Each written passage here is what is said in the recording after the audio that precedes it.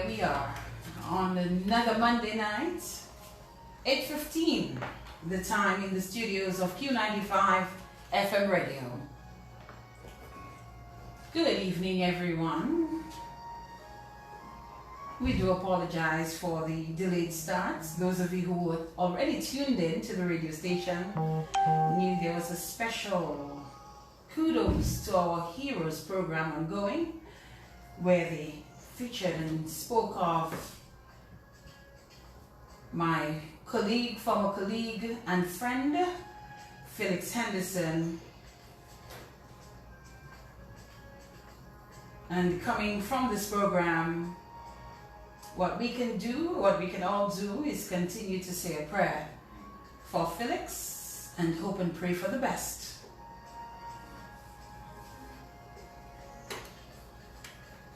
Here we are again. This is the In the Spotlight radio show.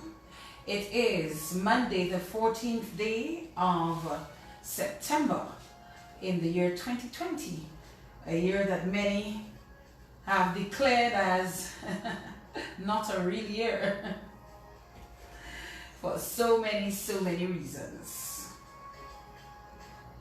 Thank you for tuning in to the program. We welcome and appreciate those of you who continue from one program to the other. Those of you who are tuning in, especially for the In the Spotlight radio show, we welcome you and thank you. A few acknowledgements that we always do once we begin the program, and let us begin as usual by saying thank you to Q95FM radio for allowing us the time here on a Monday night for the In the Spotlight radio show. We say thank you to Josephine Gabriel and Company Limited for providing our water for the program to ensure that we can continue talking for 2 hours and more sometimes. We thank, I want to say thank you to GK, Jordan Jerome. I want to thank him for assisting me with my videos, ensuring that the In the Spotlight logo is nicely placed on the promotional videos. So thank you to you, GK, and actually looking forward to working with GK as we move forward with our program. And you know, we're building a nice partnership, a nice relationship, and we'll see how that goes. I want to just big up Deepex tonight because I you know, it's good to have good friends that you can just call and say, yo, Emil, I have a new logo for In the Spotlight and I want to try it on a mug. I want to see what it looks like. And with no hesitation, I sent him the information, the logo yesterday. Today, my mug was prepared and looking very beautiful. All complimentary, so thank you, Deepex, and thank you, Emil, for that. I really do appreciate it. If you go on the In the Spotlight radio show fans group, you will see that on Facebook. You will actually see a short video of the mug. So this is my very first piece of paraphernalia for the show officially. My good friend Glenda had done something personalized for me with my photo and so on. So thank you, Glenda. But this is really the first official piece of paraphernalia that I have, you know, in terms of the show. And I really want to thank you, Emil Deputa, for that. In fact, someone has already come forward and is willing to sponsor some, you know, to see if we can raise some funds, at least sponsor some mugs, and we'll see if somebody can sponsor the print, and we should be able to get something good going for that. So thank you so much for that, Emil and the folks at Deepex. Don't forget, we have our In the Spotlight radio show page on social media, on Facebook. We have our fans group by the In the Spotlight page. I have my personal pages, my public page, Ferdina Frampton, like the page, follow. Also my personal page, I can't accept any more friends, so just feel free to follow me there as well. So just laying a bit of a foundation here on the program. I think we may be allowed, you know, to go over a few minutes tonight because, you know, if we need to, because, you know, we started a bit late through no fault of ours.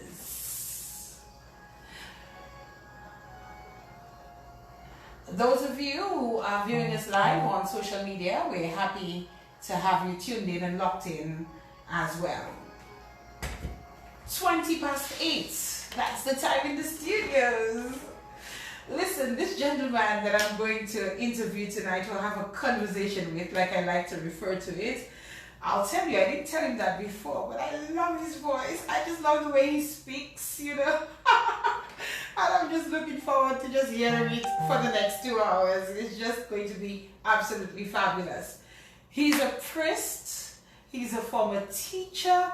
There's so many things behind this gentleman's name. But tonight he's here to speak to us not only about his life, but more so as a survivor of prostate cancer. And it is Cancer Awareness Month. And so we will be talking about that. But I really want to hear Monsignor's story as it pertains to surviving prostate cancer. But so many people are excited about this gentleman on the program tonight that we have to get to know a little bit more about him before we get into the midst of the matter. Let's begin by saying good evening, Monsignor William John Lewis. Good evening, Ferdina, and good evening, folks listening to us on Q95 and following us on Facebook Live. It's a pleasure to be here with you, Ferdina, and thank you very much for the opportunity to share a few moments with you about who I am and what I do and what I've done and how the Lord has blessed me over the years. One of the things that I am very happy about is just to be alive today. You know, there are things we take for granted. And I was just sharing with you prior to coming onto the studio that if ever I feel down, I go to the hospital to visit the people there, to realize that in a sense I have nothing to worry about when I see the conditions that some of these people are in the hospitals. And you know, the program prior to this was speaking about a very dear friend of ours, Felix Henderson, and we pray for him as well, for his recuperation. But you know, it's a joy to be able to do what I do, to serve the Lord. As you mentioned, I have been a teacher and I have been a priest now for many years. And I just thank God for life. How are you feeling tonight, Monsignor? I'm feeling good, actually. You know, Monday's not my best day. I'll tell you why. Because Sundays are sometimes very difficult. My Sunday yesterday involved my leaving home at 6 in the morning, drive down to Salisbury and be there for the Mass at 7, which I did. And then after breakfast, went down to Kulibistri and did Mass there at 10:30. After Mass, we had a meeting. Oh boy. A meeting of the church committee. And after lunch, I had to return to Salisbury for another meeting of that church committee. Then after the meeting, left to come up back home at the pastoral center, took a quick shower, quick freshen up, and then go to Point Michel for the 7 o'clock Mass of the Novena. That's a long day. So it was a long day yesterday. So Mondays I usually feel a little bit, you know, catching up. But by this time of the day, I'm all right. Did you get a nap today? I really didn't, you know. Yes, I did. In the early morning, I told my secretary, please don't disturb me for an hour. Okay. And good. I didn't really sleep, but I just rested. I just lay on my back and thank the Lord again for being tired. You know, that sounds strange, but I think it's whenever I go to sleep, I have no difficulty sleeping because I'm usually tired at the end of the day. And I say, thank God that I'm tired because I've worked, I've done things, you know. You had the ability to be able to do that. There are many who don't. Precisely, you know. And it's not only necessarily physical things, but you know, my mind is going. My work entails a lot of mental work rather than physical work, although I do find time to do physical work just for the sake of getting exercise. But even that can be very tiring in terms of having to think about things, having to plan, having to prepare homilies and so forth. So when I go to sleep after my night prayer, I fall asleep. You fall asleep? Are you a sound sleeper? Do you sleep well? I sleep well until 4:30 in the morning. I envy you. Until 4:30. What time do you go to bed? Usually around 10 o'clock, 11 o'clock. 10, 11. It depends on if I have extra work to do, then I stay up and do it. I am the one that if I have something to finish, I'll stay up to finish it. Okay. I'll get it done. Sometimes it takes me past midnight. But usually between 10 and 10:30 I try to go and you're up by 4:30? Up at 4:30. Okay. One of your former students, and I thought it would be most appropriate to probably do it at the beginning of the program. So one of your former students told me that you can sing the Our Father in Spanish. En español. En español, por favor. Oui, por favor. I'm amazed at what former students remember. Yes. I taught French, I taught Spanish, I taught music theory, I taught English. But what they remember is that they were involved in a play. Mm-hmm. One just told us. Yeah, or a joke that I gave at some co-curricular activity.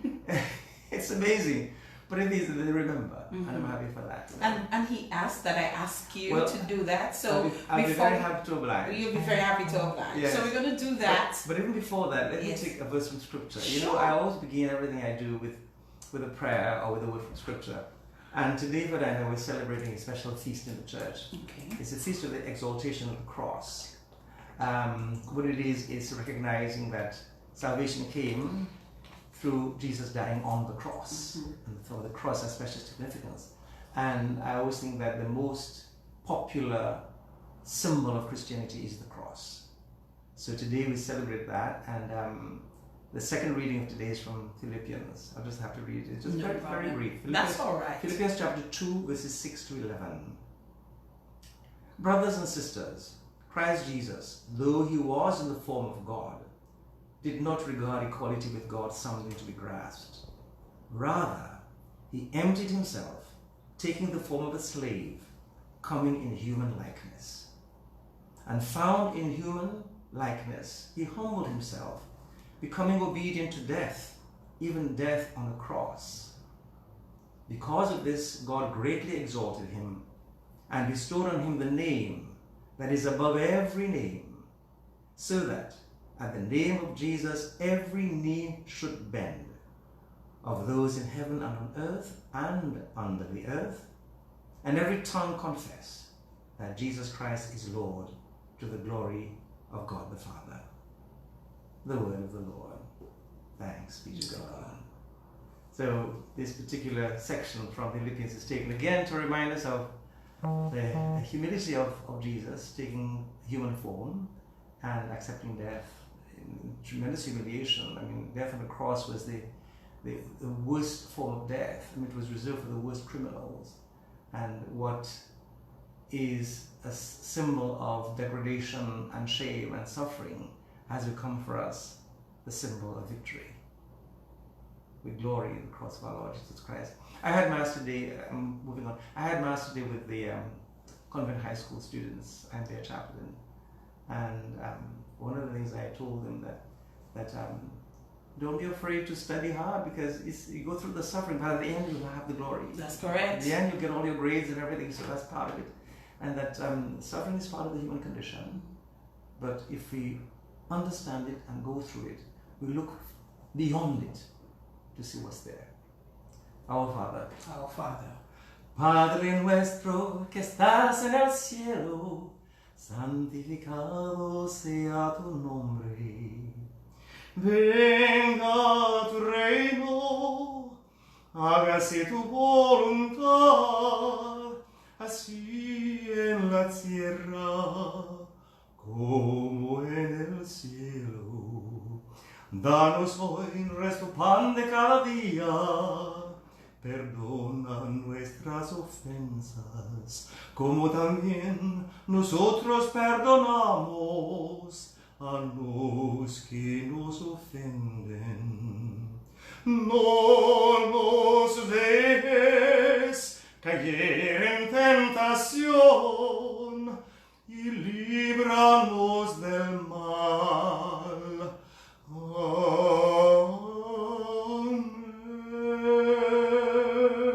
Amen. Amen. Oh, beautiful. So that was just for you, Yes. whoever the student was. Yes. I don't know who you are, but I'm delighted that you thought of it and you Well, others enjoyed it too, I'm sure. to remember it. So how many languages do you speak, Monsignor? Well, you know, Ferdina, I studied French at university. I majored in French and French literature. So I have a master's in French literature. Masters? Yes, so I speak French.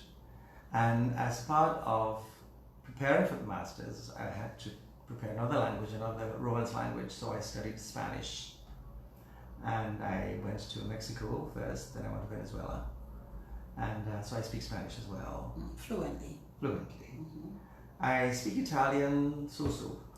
Because, well, Italian is another Romance language, and if you know the others, it's easy to pick it up. I spent 3 months on sabbatical in Rome, so I was able to get along, you know. So what can you say to us if you were to say good evening to the listeners and viewers? Would you be able to say that? In Italian? Yes. Buonasera. Buonasera. Buonasera. Buonasera.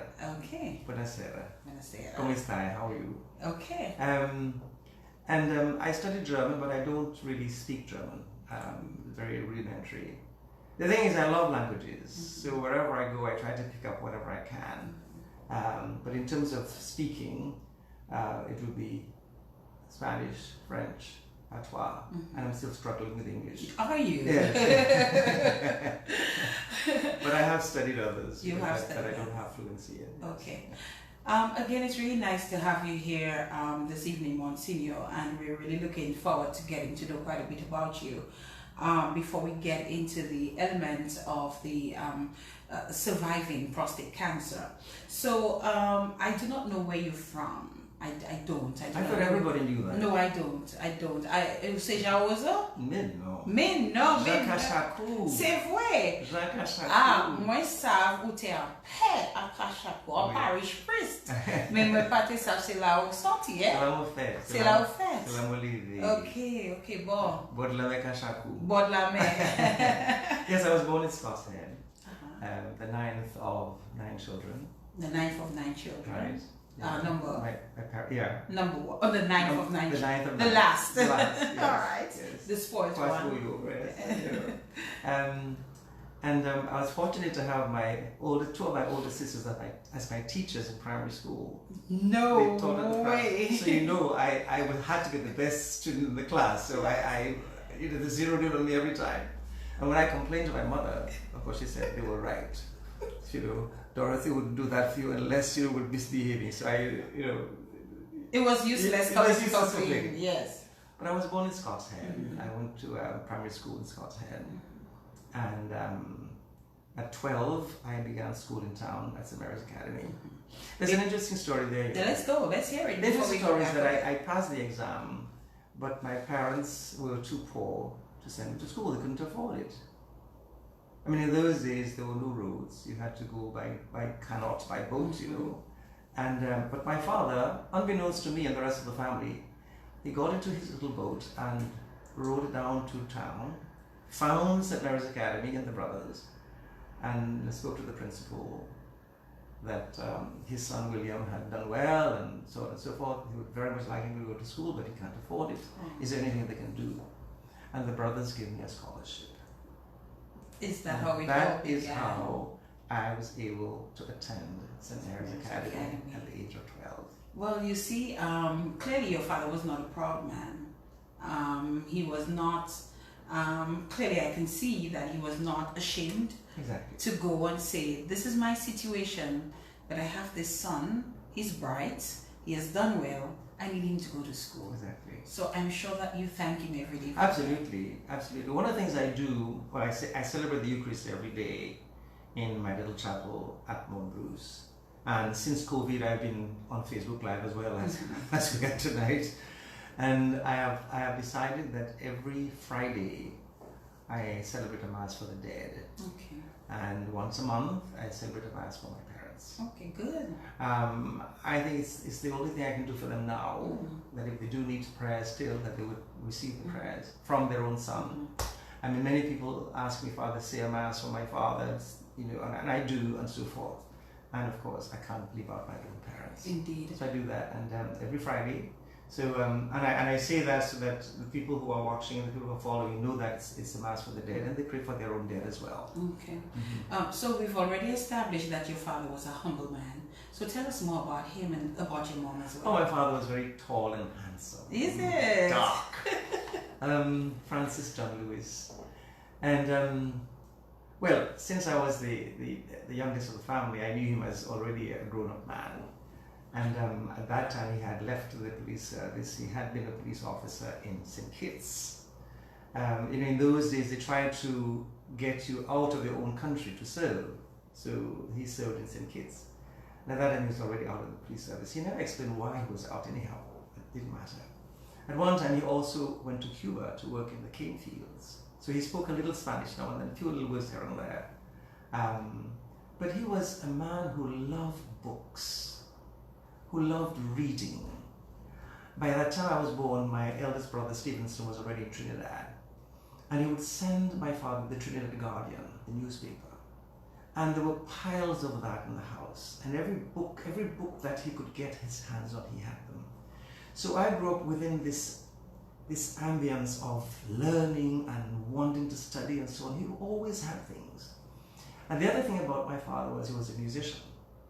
He played the mandolin and the banjo. But he would not let us touch these instruments. That's the only thing that I didn't like about it. He was very, very, very particular about them.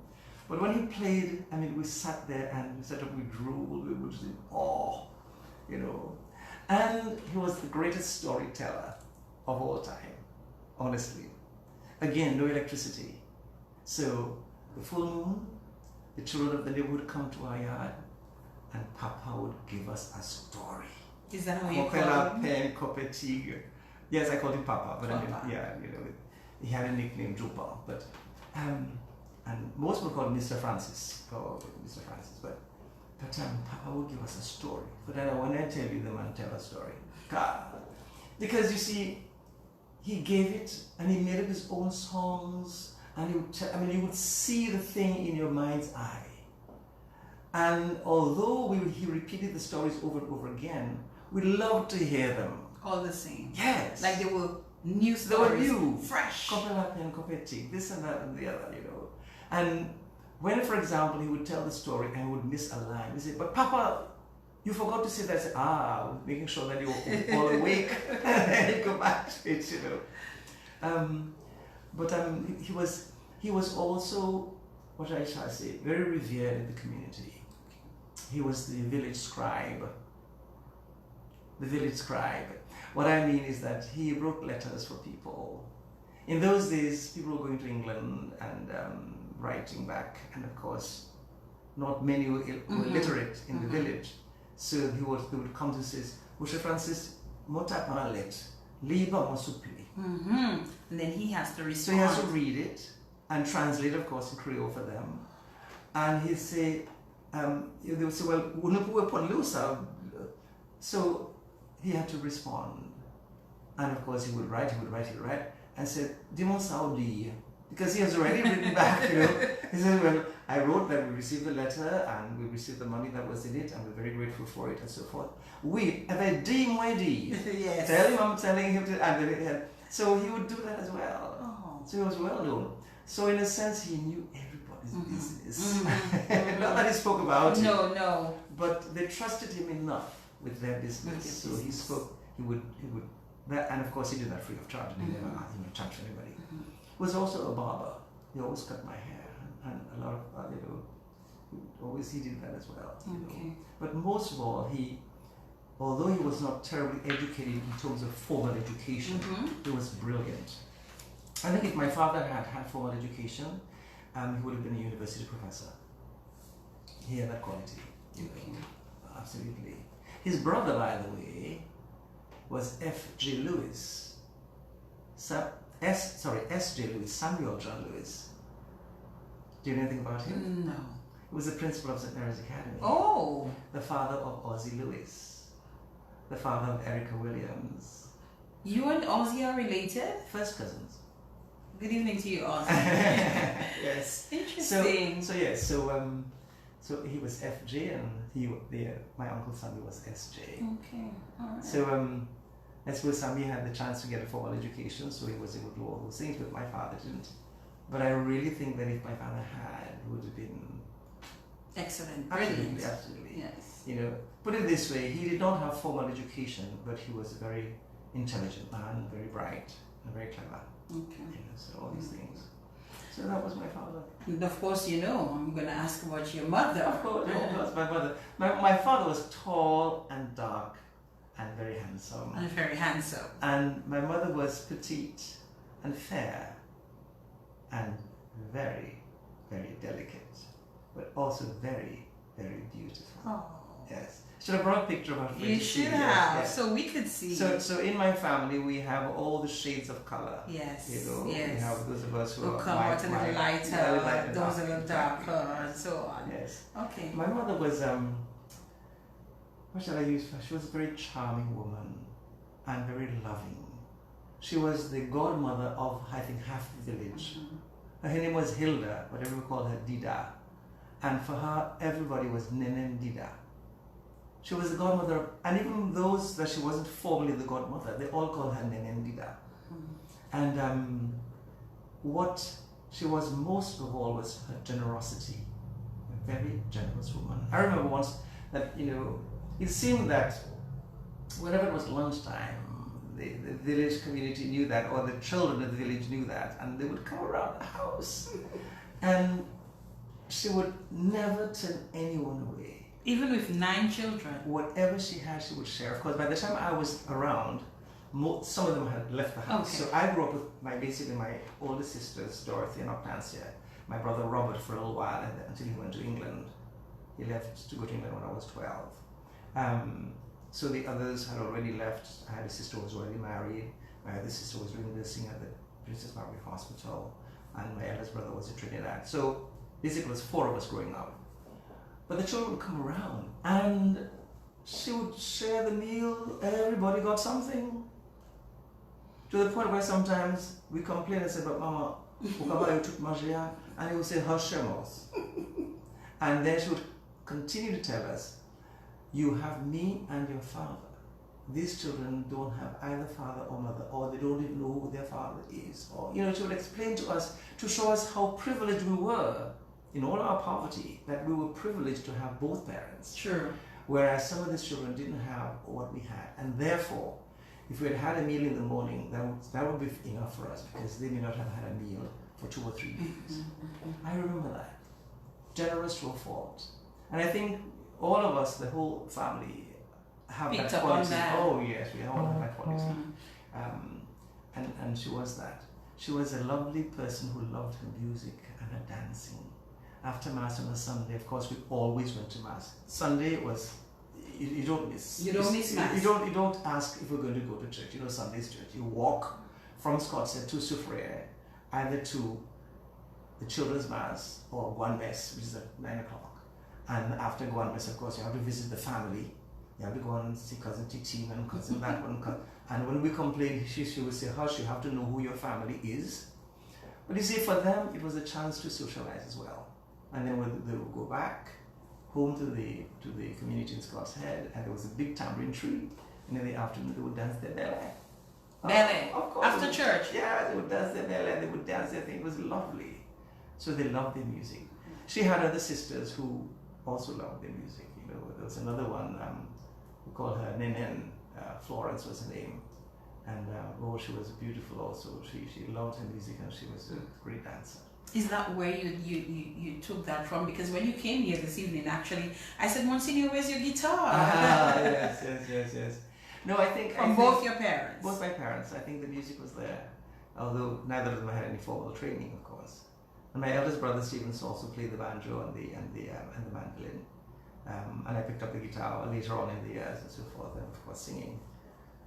So yeah. Monsignor, let's talk about those earlier years.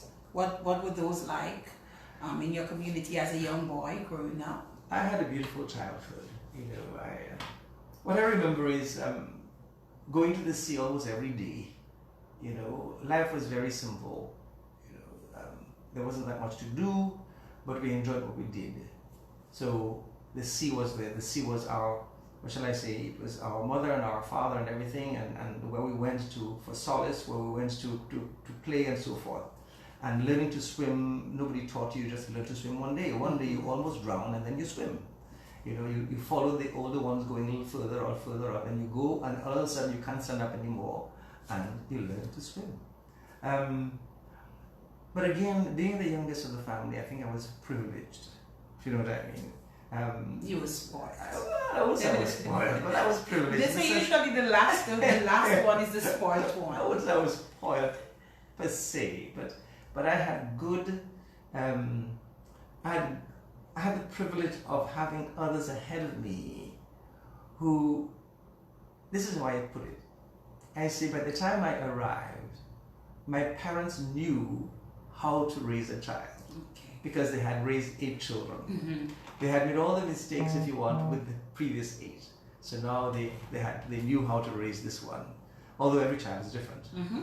But I remember going to Scottsdale Primary School, and in the afternoons, of course, going out in the yard to learn our lessons, the times tables at the back of the book and so forth. But what I enjoyed most was that you were always in nature, that you were in the classroom but outside as well, and you'd play with, bowl with your dray ball, play cricket and all the things that you, little things, but things that brought you joy. I mean, you were carefree, and at the end of the day, you went for another sea bath. The day began with the sea bath, and don't forget, we had no running water. So after you did your chores, you would have to carry water to bring to the house for the washing of the plates and everything, and the last one is for drinking. And then you'd either have to sweep the yard or feed the chickens or whatever the case might be, and then you run down to the bay to prepare yourself for school. So you took a bath, sea bath quickly, and you run back up. That was it? You put your clothes on and you go to school, prim and proper. Monsignor, no rinsing of the salt You water? don't need to rinse. No, you don't need. Where are you going to get the water to rinse? Unless you go by the sun pipe. Yes, and then you went to school and you learned all your lessons. Mm-hmm. As a child, actually, I was a sickly child. I missed a lot of school, put it that way. What was wrong? And I don't really know. I just was sick. I suppose my parents would have known. I went to several doctors and so forth, but eventually I was healed. And in spite of having missed school and that, I was still able to follow the classes and do well. But it was a good childhood. It was a good It was childhood. good. All right, so let's carry on now from when you passed the common entrance. Or what was it? What was it called, common entrance in those days? I forget.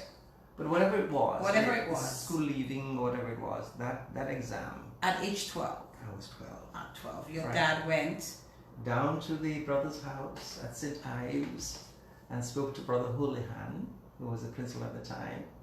And he came back and told me, "You're going to go to school. You got a scholarship." You got a scholarship.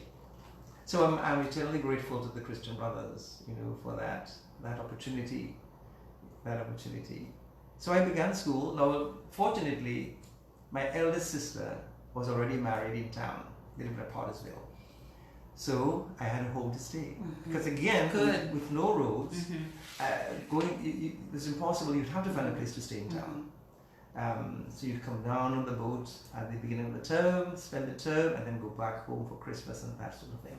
So luckily, I had my sister there. So that worked out for you. Yeah. Unlike Mac Murray, who was here last week, and Mac Murray said his mother just took him and brought him to Roseau to go find somewhere for him to stay. Wow. And just showed up. Yeah. And without no pre-warning or anything like that. And a family took one. If one family couldn't take him, they said, "Go around the corner to here and here, you'll find whoever," and some shilling funds, and they accepted the child. Can you imagine? Such generosity, such heart. I mean. But where has this gone? That was Dominica, that been you. That a family would accept a child that they don't even know, but to give them a chance. Come, there's always room. Where there is love, there's always room. At the table and in the house. But does this still exist though? I think it's beginning to die, unfortunately. It's dying. We've become too modern. You have to ask 1,000 questions. Who is he? Where he come from? And then what is in it for me? That is the other part. What's in it for me? Because a lot of these people did these things for nothing, They embraced the individual. I suppose there was enough faith to let them realize that they had enough that they could share, and they shared willingly. Let's talk about your years at the St. Mary's Academy, and you need to let us know how, if this in any way, your father going down to the brothers or having that conversation about giving you the scholarship, did that in any way influence your decision to become a priest? I don't know for sure. I mean, my inclination to priesthood was at a very tender age. I remember going to church at maybe age 5 or 6, and coming back from church and playing priest, if you know what I mean, in the children play.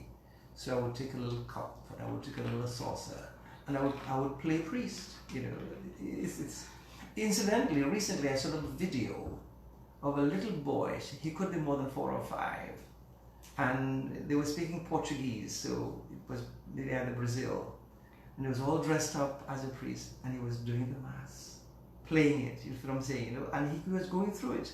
In other words, it's in him already. It was in me at that time. It was in you at that tender age. Yes, exactly. I think God puts things in us, and we're born with them. And sometimes they're nurtured, and they come to fruition, and other times they're sort of put down, and therefore they don't come.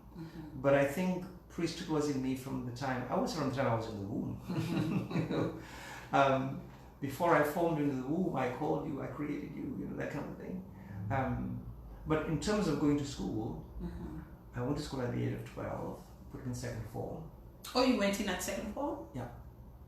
What was the reason for that? Well, in those days, first form was more like pre-high school. It was like the end of, so those students that came in there had sort of prepared for the beginning of high school. So didn't you need that preparation? I did not need that preparation.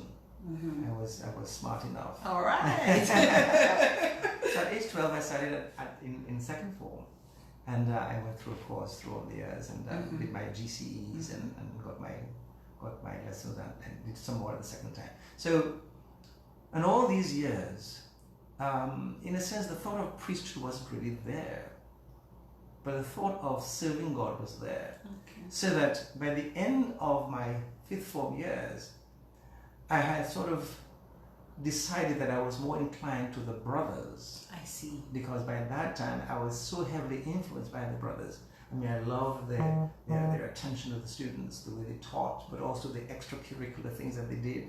They were in tumbling and in all kinds of things. There was a play, there was a this, and of course sports. So by the end of my Go on.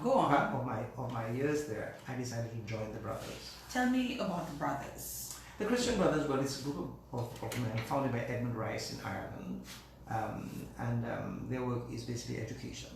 So they have schools all over the world. And when I started school at SMA, they were there.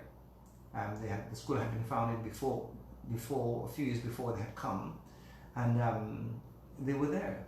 They lived at St. Ives, which is the brothers' house. I don't know if you know. At St. Mary's Academy, you have the new wing, and then they have the building of the brothers. On the other side. It's called St. Ives, and they lived there. And at that time, there were 4 of them there: Brother Villeco, Brother Crean, Brother Houlihan, Brother O'Gorman, Brother Mostyn. That's 5. Holman. Yes, 5. Yes. Some of them had left. Brother Crean was the first principal. I think he had left, and Brother Villeco was. But Houlihan was the principal then. But then it was just their dedication. And of course, they were very strict. When they taught, they were no-nonsense people. But you learned from them, you know. And you learned just not what you're being taught in terms of science and the literature and that, but you learned how to be a gentleman. You learned how to carry yourself. You learned values. The brothers, do they live a same celibate life? Yes. The brothers, it's a religious community. All religious communities take the 3 vows of poverty, chastity, and obedience. Poverty, chastity, and obedience. Right. Okay. So the religious sisters, the same 3. Nuns, what we refer to as nuns. The nuns, exactly. So the same 3 vows.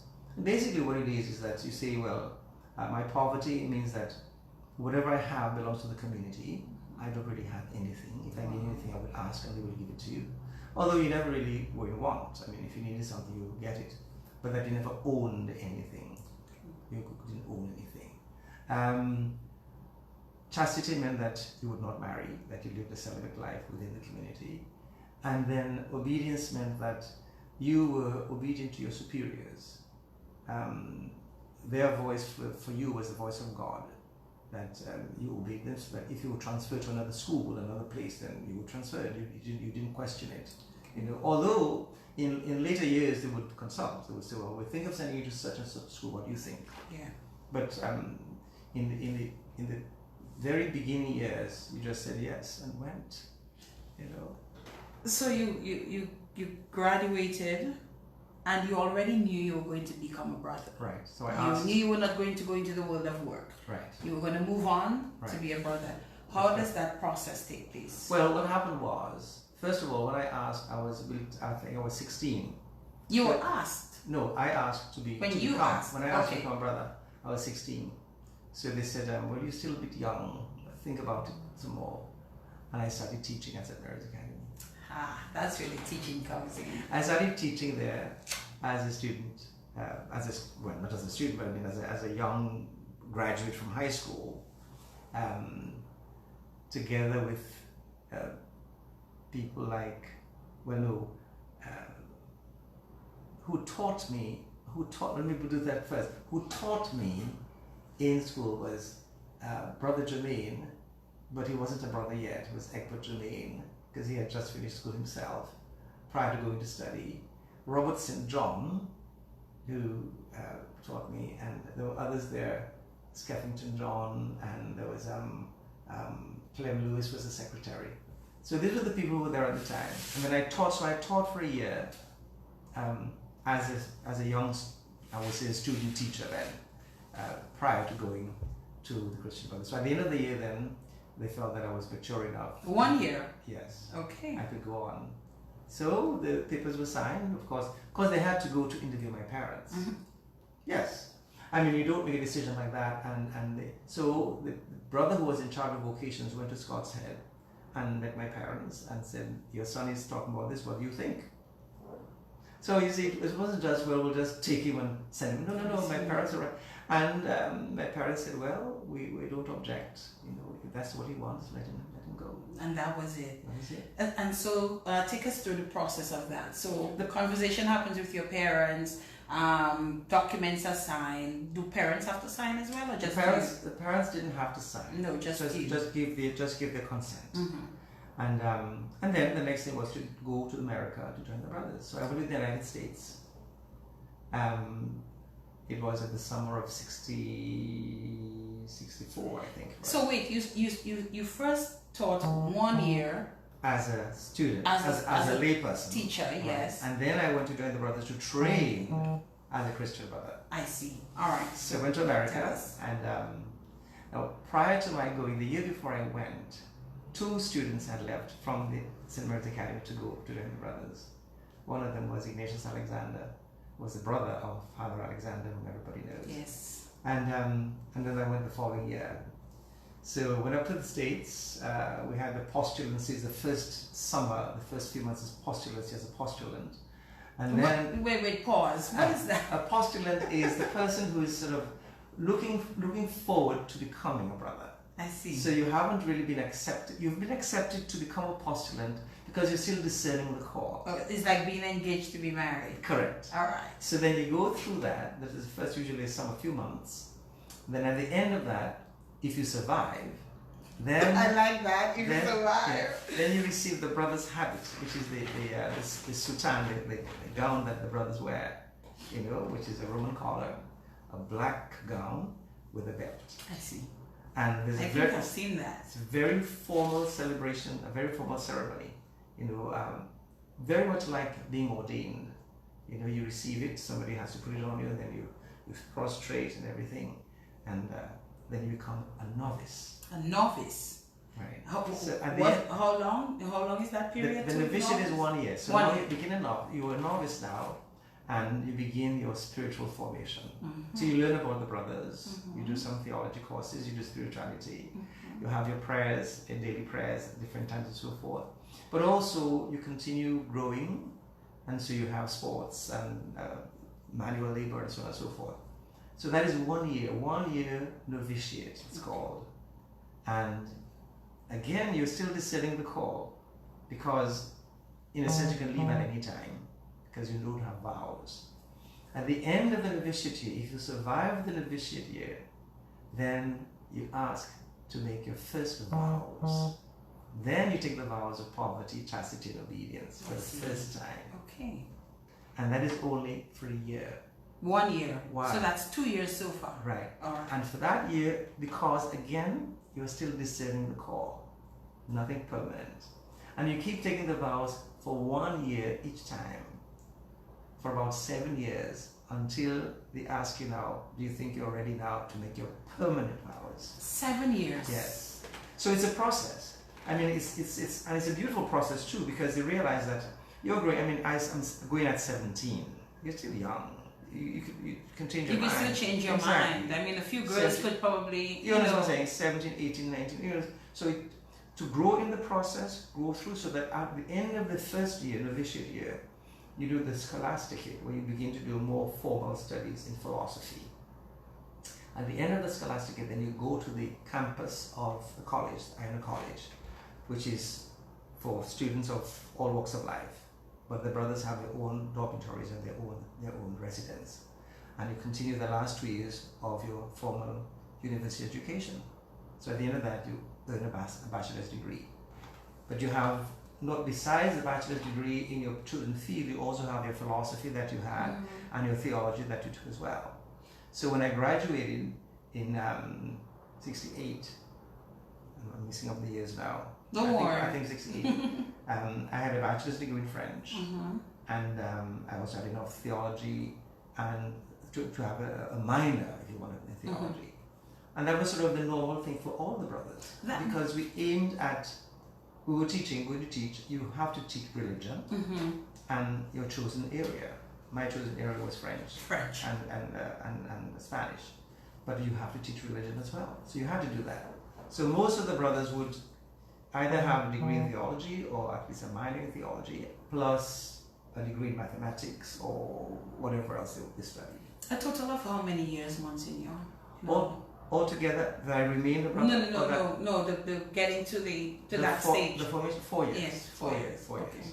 So 1 year novitiate, 1 year scholasticate, and 2 years to finish up for the degree. So the regular 4 years of a regular batch. 4 years, basically, exactly. Yeah. But split up in that way so that it has to do with it's a formation as well as just, it's not just going to get a degree, it's being formed in a particular way, religious life.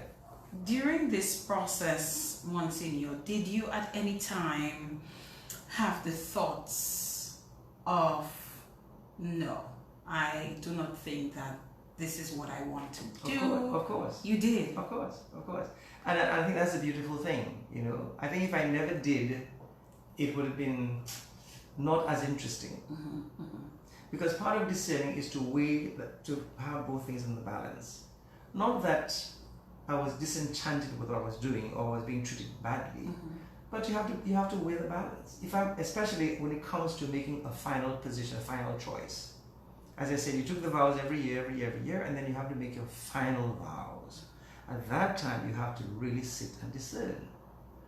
Is that really what God wants me to do? Or would I be better being married and raising a family? You know, and I think that is what one has to do in life. You have to have a choice, and then you make the choice. How did you handle the times when you felt a bit doubtful? What did you do? Well, prayer first, but also we always had a spiritual director, somebody or an older brother with whom you would speak freely and discuss, you know, or if not another brother, a priest or somebody else, which I would recommend to everyone.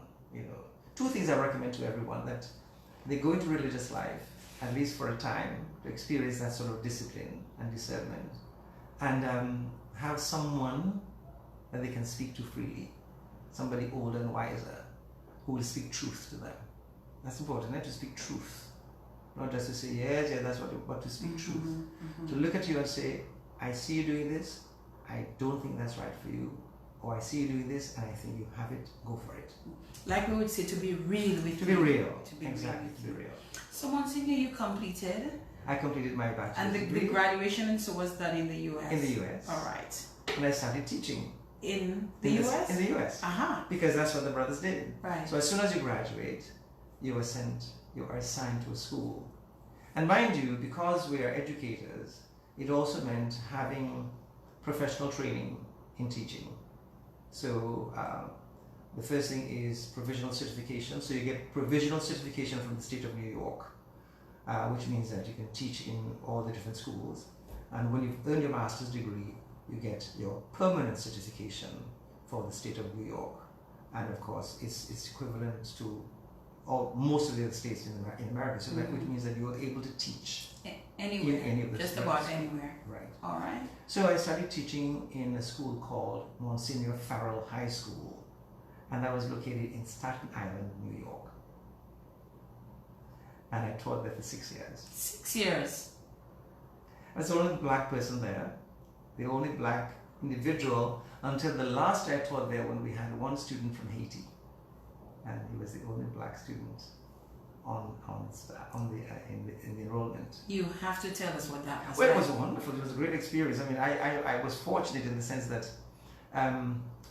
it was during the time Martin Luther King, all the upheavals in the South and that sort of thing, and certainly I knew about it, but I wasn't that much affected by it.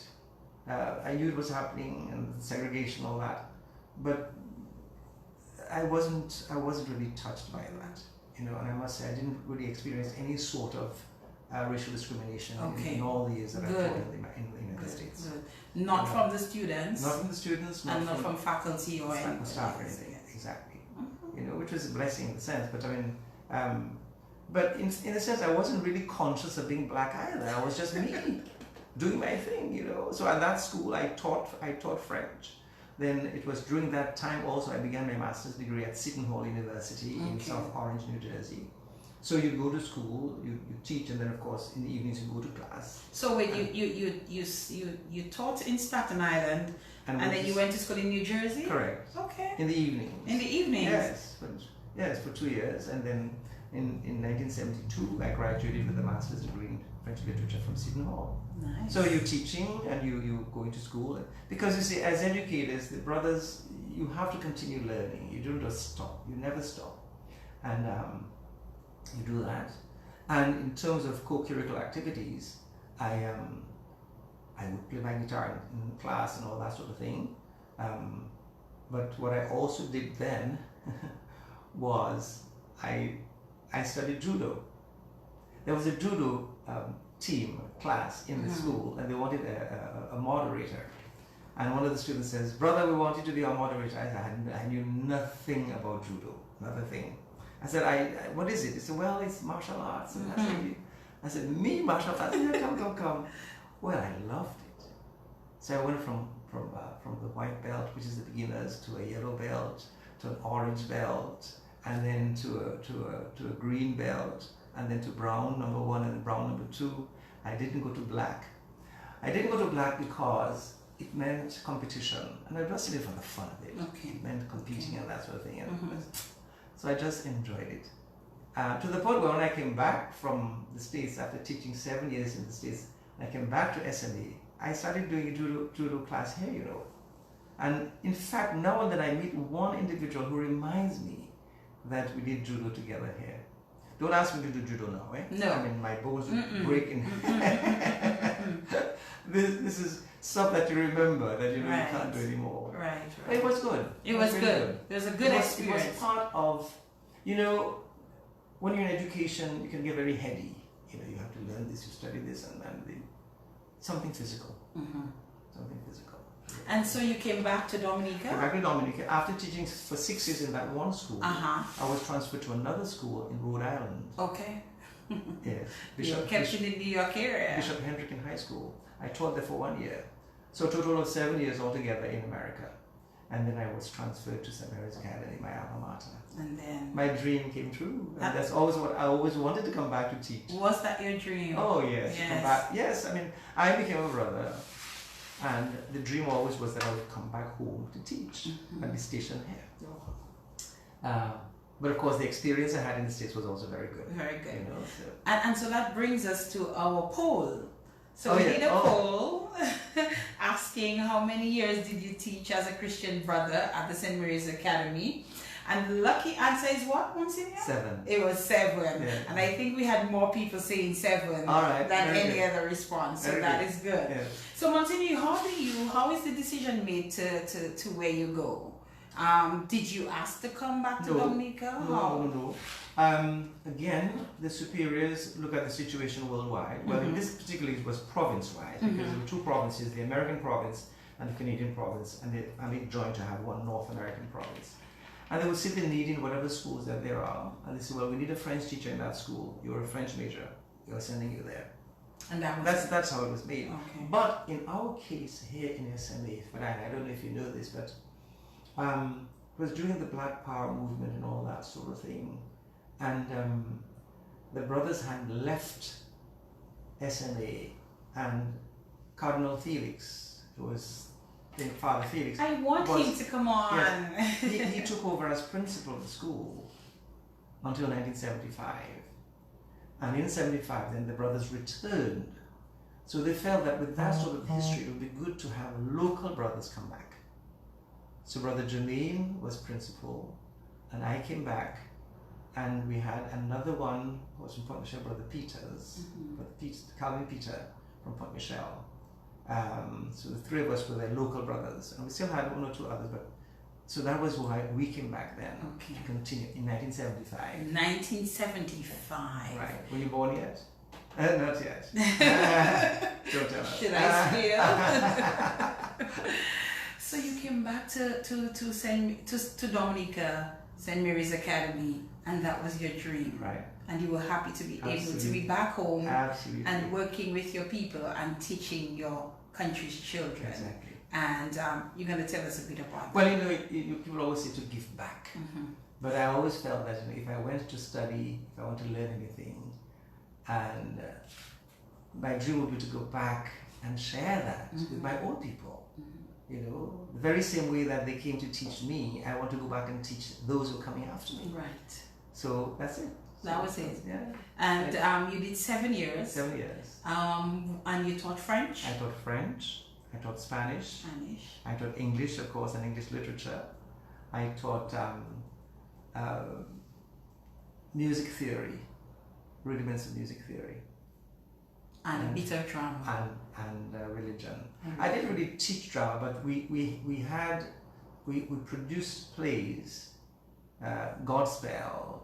We did that with Convent High School. It was absolutely brilliant.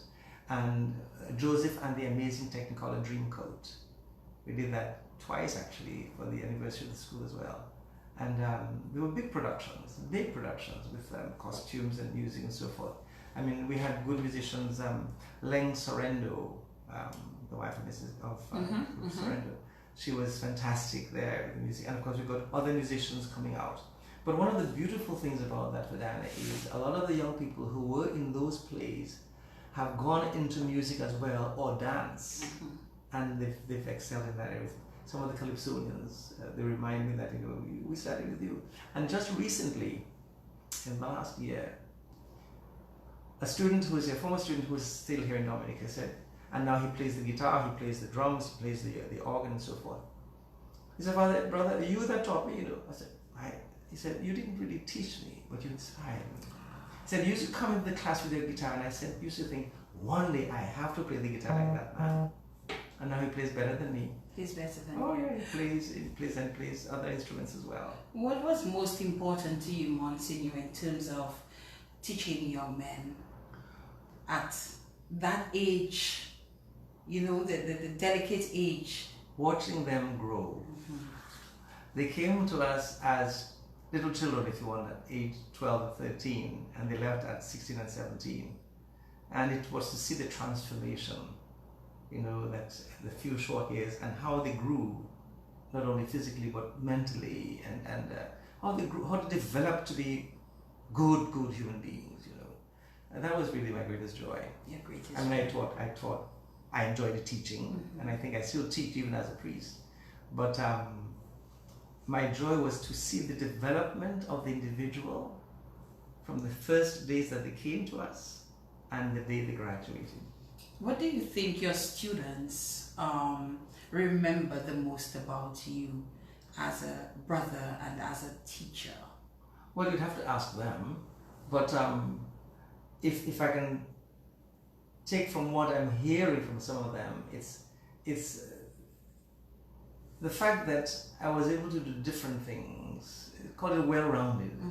So I would bring the guitar into class. I mean, who brings the guitar into a French class? Come on, you know. I would teach them to sing French songs. Like the one I would teach them to sing Spanish songs. I mean, that's not the norm, you know. but I would do all that. And of course, my involvement in drama, you know, I would do that. I think that is what they remember, that I was not only a teacher of the subject material, but there were other things. There was a broadening, and I tried to teach them that as well. That I didn't use that phrase then because I didn't know it, but I would say, don't let your studies interfere with your education. Your education is far broader than just the books. Learn from others. Learn what talents you have and develop them. Don't let your studies interfere with your education. Your education is broader than that.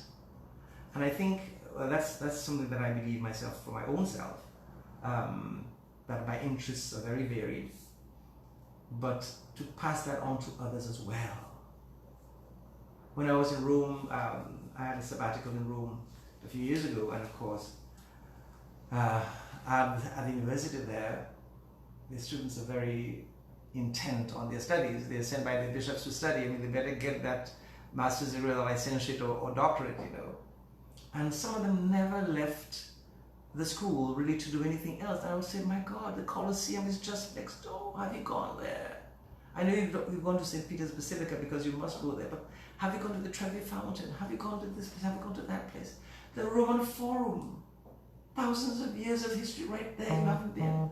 In other words, that your education is not just the books, but it's all of life. It's all of life. And they open to that. Whatever can mold you into an all-rounded individual. Exactly. Monsignor, we are already almost halfway through, maybe more than halfway through. We have to talk about what we're here to talk about tonight, but before we do that, we still need to understand what eventually led you into the priesthood. Aha. Yes. Well, when I came back to teach at St. Mary's Academy, I got involved, of course, with the liturgy, Mass. I would play the guitar, help with the singing and so forth. And then came the charismatic renewal, and I was involved with that as well. And for then all the feelings, this is well, not just the thought, but the feelings of wanting to be a priest came back. Oh. And I used to see the priest at the altar and say, but I can be there. I can do that. I can be there. That could be me preaching. That could be me celebrating the Mass. But by that time, I was finally professed in the Christian Brothers. I said, well, forget about it. God, if you really wanted to be a priest, I would have been a priest before this. But it kept coming back. So that eventually, I had to ask my superiors permission to leave the Brothers and to go and to discern whether this call was really my call. Oh my goodness. I had to ask permission because I was really finally professed. So the permission meant, of course, that they would not let me go like that. But I could give me a year's sabbatical to go. So there's a condition. Right. And at the end of the year, then I would make the decision, and they also would make the decision. So they gave me the year. I went to Canada, went to Toronto, enrolled in a school, the Toronto School of Theology. Still as a Christian brother, I lived with the brothers and everything. And I got a spiritual director. So by the middle of the year, I knew pretty well that God was calling me to priesthood. So I wrote back to the brothers and said, well, this is my decision. Would you allow me to leave? So, well, we have to write to Rome to get an indult, because as you are finally professed, we have to ask the Holy Father if he would let you go. Oh my. So it's a big process. So the letter came back, yes, the Holy Father, because I was going to go to priesthood. Okay. They would allow it. Okay. And then I had to write then to Bishop Bogart to ask permission if he would accept me. And he did accept me as a candidate for the priesthood. Now you say because you were going on to the priesthood, they would have allowed you. Right. Under what conditions would they have not allowed you? Because I was already finally professed, it had to be a very good reason for leaving. Otherwise, it would not allow me to leave, because I was already. In other words, it would not allow me to break my vows for any other reason. So what if you no longer wanted to be a brother? Well, then I would leave, and I'd still remain a brother. But I would. In other words, I would be defying the laws, as I suppose I could have if I wanted to. Wow. Although the process would be, there would be another process. They would have to go through again and go around it and sort of eventually let you go because okay. you don't want to stay. Okay. But there's a process that you have to go through. Mm-hmm. So the process for me was, I'm going to the priesthood, then they wrote the indult. I was able to leave, then I went to train from Canada. Then this thing was, since you already have done theology and you have that, then go to the seminary, but you don't have to stay for the 7 years. For the benefit of those who do not know what the indult is, what is that? Well, it's basically permission. Permission, right? Okay, right. All right. So I have to get that permission from Rome, from the Holy Father, from the congregation that deals with that process. So that's it. And then I went to Trinidad for 2 more years of theology, and finished in 1985 with a bachelor's degree in theology, and then came home, and in 1986 I was ordained a priest. Awesome. Yeah. And you were happy? Of course. In 1985 I was sent to Castle Bruce with Father Chauvet, and he was sort of my mentor for the year. And midway through the year, on February 16th, 1986, I was ordained a deacon. Okay. And then 6 months to the day, August 16th, 1986, I was ordained a priest. Yeah, that's how it went. Before we move on, just for our own benefit, tell us the difference between being a brother and being a priest. Well, a brother is a religious, in a religious community. For example, here we have redemptorists, the redemptorist community. They have brothers and priests. They follow the same rule. They all follow the same 3 vows: poverty, chastity, and obedience. But the brother is not ordained. The brother is not ordained, so he's not a cleric. The priest is ordained. It has nothing to do with education. The brother can be as educated in terms of degrees and so forth as a priest. It's just that he's not ordained. He doesn't have ordination. Okay. And as an ordination is in 3 stages: diaconate, priesthood, and episcopate. So you become first a deacon, and then you become a priest. And then if they choose you for a bishop, then you become a bishop after that. Okay. But you're a Monsignor. I'm a Monsignor. How does that happen? That is an honor. A Monsignor is an ecclesiastical honor. You know, it's like when somebody gets an OBE or an MBE from the Queen. So it's an honor, but it's a very high honor. As I said, honors are what they are, not so much because of who receives it, but who gives it. And this honor is given by the Holy Father. And it's basically for either work we've done or the position that you hold. I was made a Monsignor 10 years after I was made a priest. So I was that ordained, was quick? Is that quick? That's very unusual. Yes. I was ordained in 86 and I was made a Monsignor in 96. And it's because at that time I was the Vicar General of the diocese. Bishop Gilbert had asked me to be the Vicar General. And the Vicar General is the highest position you could have after the bishop.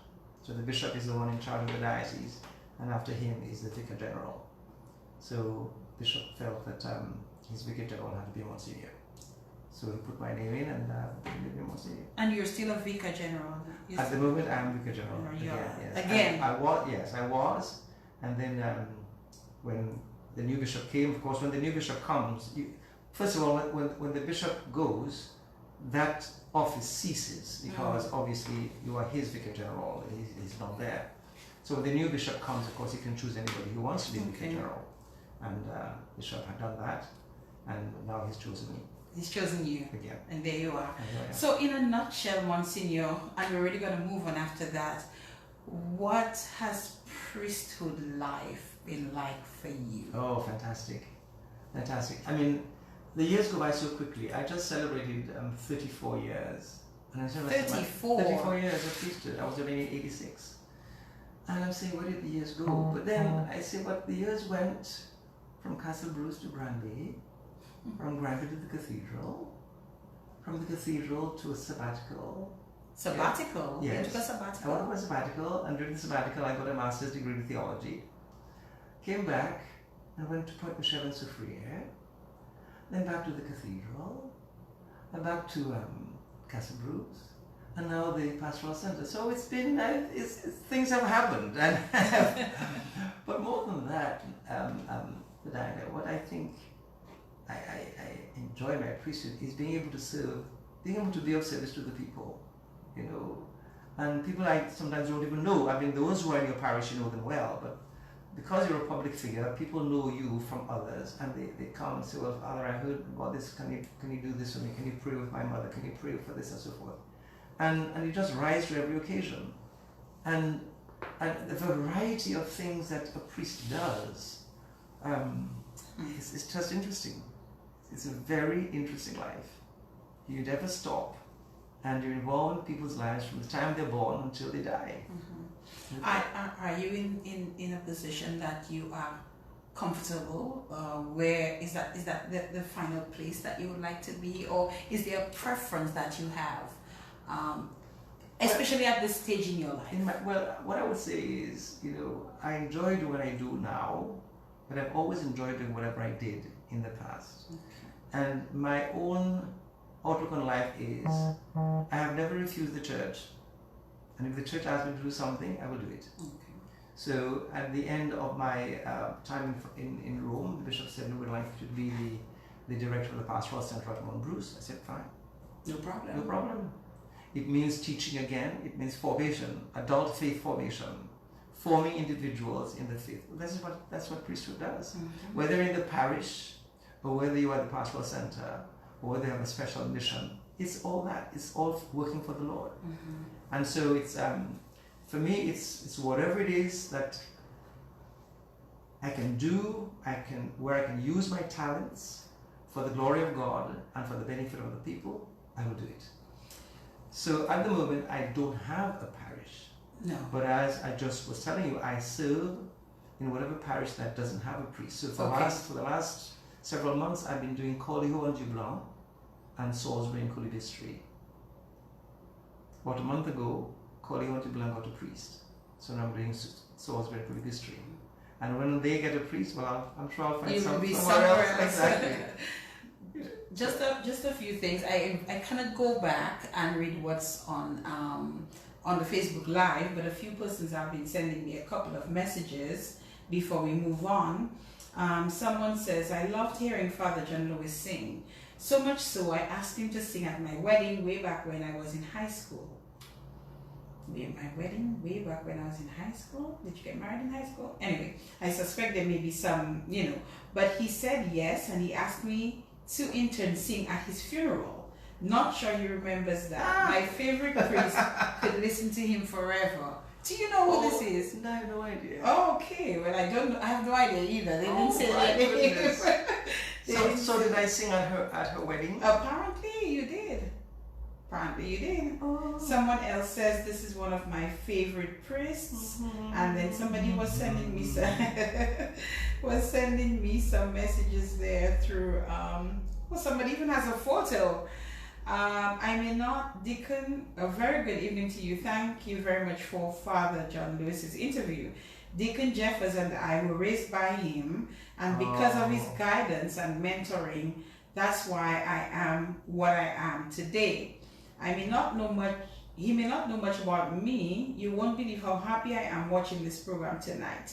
Because of him, I was accepted to SMA. I got 5 years addition paid for me by him. It probably means tuition. And he taught me he taught me to give back to the community as an act of gratitude. So that was, somebody named Marley Sebastian. Oh, Marley, thank you. And the person who sent the other message is Byron. Yes. Byron who? Byron, what's your last name again? Oh my goodness, sometimes, the brain doesn't always, he's typing. Type it, Byron, type it. No, this is very interesting, and I want to thank all of you. I want to really thank you. I mean, I have learned more from you than I have taught. But it makes me feel very good that you can say what you say. Yes. That I was somehow a positive influence in your lives. I know Marley very well. He's now working in the Virgin Islands. And yes. I'm sure you influenced. And he mentioned Deacon Jeffers. In fact, today is Deacon Jeffers and his twin brother's birthday. Oh. Jeffers and Jefferson. Happy birthday to them. I call them my adopted sons. So they're and it so happens that they're both on island now. Somebody's saying maybe he will end with a song. Yes, he will. We'll make him end with a song. Somebody said spiritual something. Spiritual, yes. Negro spiritual. Negro spiritual. I think Jennifer said that. Okay, Monsignor, we're going to take a break, give you an opportunity to take a sip of water. All right. And we're going to come back and talk about that other bit of yes, that we have to talk about. Absolutely. Keep it up. This is the In the Spotlight radio show. So much time ran by before we took a break, but it's because we're having such good conversation. Keep it locked. We're coming right back. In the Spotlight on Q95FM radio every Monday night from 8 p.m. In the Spotlight. I had several boys in the house. Oh, okay. Jefferson, Spotlighting triumphs and tragedies, then Marley came in somehow. hopes, aspirations, untold stories, Several of them. touching Well, they're very great. Politics, This is religion, good. So Jeff is our deacon. business, Okay. music, culture, the media, So he's and more. 6 months later he'll be a Getting priest. to Oh, know that the was words He's a permanent of deacon his now. servants, youth, He's a permanent deacon. ordinary, My guardian died and Okay, okay. Oh, in that case. Right. Okay, alright. So- Okay. no restriction, he's married, they have no two children. holds barred. Teaches at In SMA. the spotlight, Oh, nice. also Jefferson lived in New topics, York. issues, and He studied relevant situations. entertainment Don't theology, miss entertainment In the Spotlight and on theology. Q95FM radio technology, every Monday nights from lights 8 and in all the Stuff that. like that. Okay. This turned out well. This turned out well. I am not going to take much time with this break.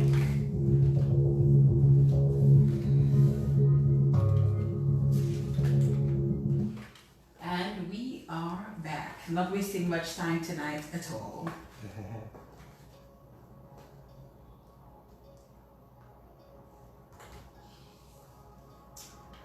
In the spotlight tonight, Monsignor William John Lewis, and we've spent the first hour and 15 minutes thereabout getting to know Monsignor.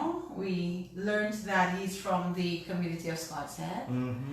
I didn't know that. I just thought, I know he was a priest there for some time, but I just thought he was just a priest there, a parish priest. We learned about how he got into the St. Mary's Academy. His father, very humbly going to the brothers and saying, I have a son, he's bright, and I need to get him into the school, into St. Mary's Academy. And so he got a scholarship, spent the years there, went on to become a brother.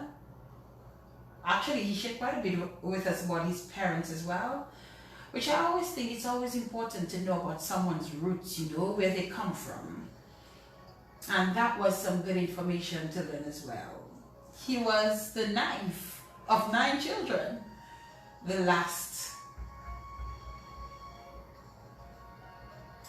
He went through the journey of brotherhood, spent about 7 years in total. As a brother? No. So he spent 4 years. 4 years of training. 4 years of training into brotherhood. Right. Yes. And then eventually he taught at the St. Mary's Academy, taught in the US as well, and returned to Dominica, taught again, and decided then the priest calling came through. 10 years after becoming a priest, he became a Monsignor, which is not something that is quite usual. And so we have this beautiful gentleman with us in the studios tonight, a wonderful man who has helped so many, who has taught so many.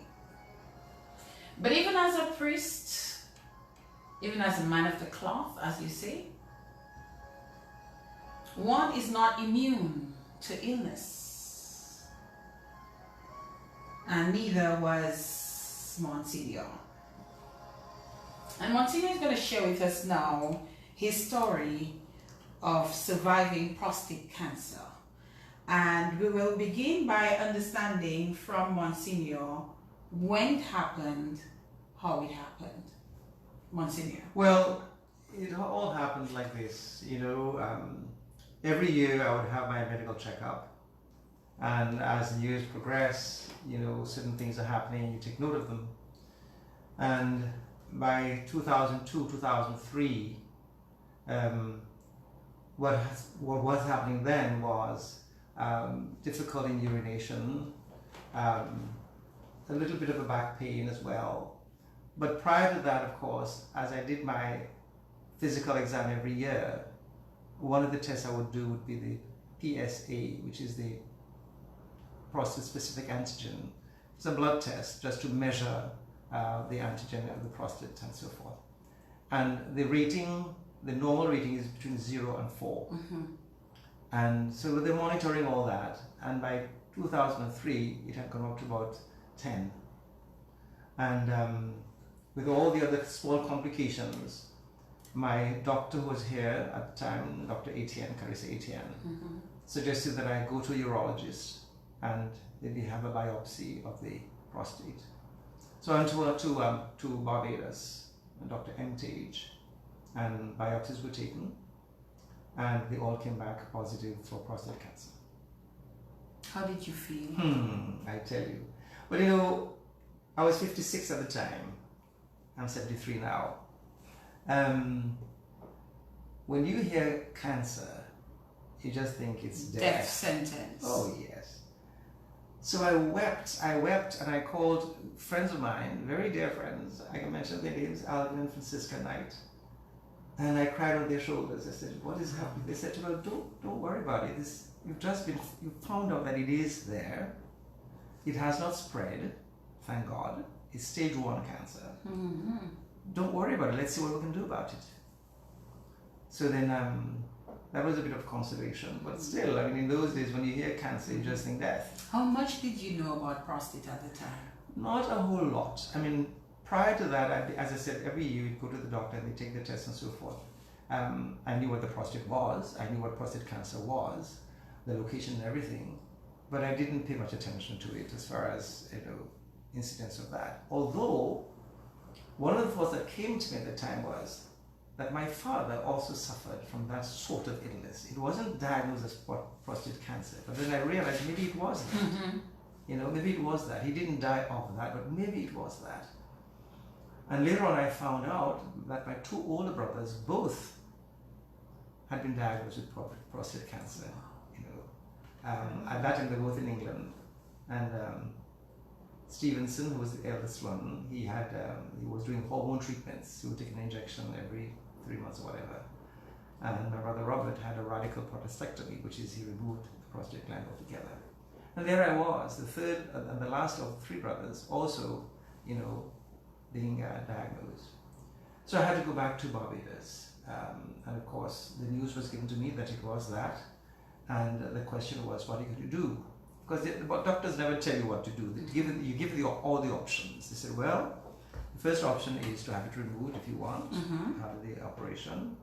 Or you could take the hormone treatments, as my brother was doing. Or you could do radiation treatment, mm-hmm. internal radiation, mm-hmm. what they call brachytherapy. And that is where they implant radioactive seeds into the prostate gland.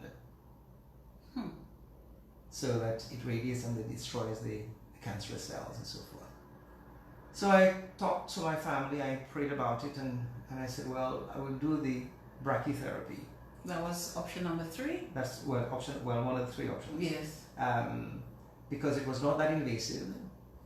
The cancer had not spread, so there was less of a chance of any, you know, moving on to other things. And that it's a procedure that can be done. You could do it in the morning, and the next day you could go back to work if you really have to. So I did it. You know, I went to Barbados, and Dr. M. Tate was a professional of that. There was not too much pain. It was a bit embarrassing, of course, because you know you have to. Come on. You know how it is. It's in that part of your body. But I mean, for me, in terms of being with doctors, I have no inhibition because let the doctors do their work. You know what I'm saying? So it meant being catheterized. You had to have a catheter put in so that they would get up to as far as the bladder. And then, of course, they would do the procedure. I was anesthetized, so I didn't really know what was happening. But when I was in recovery room, I recovered, and there was a catheter in place, and I was sent home. And that's it. That was it. And the catheter had to remain for another day because they were monitoring whether there'd be any bleeding. And if there was bleeding, they would have to hold it for another 2 or 3 days. But in my case, there was no bleeding. Good. So it was removed almost the next day.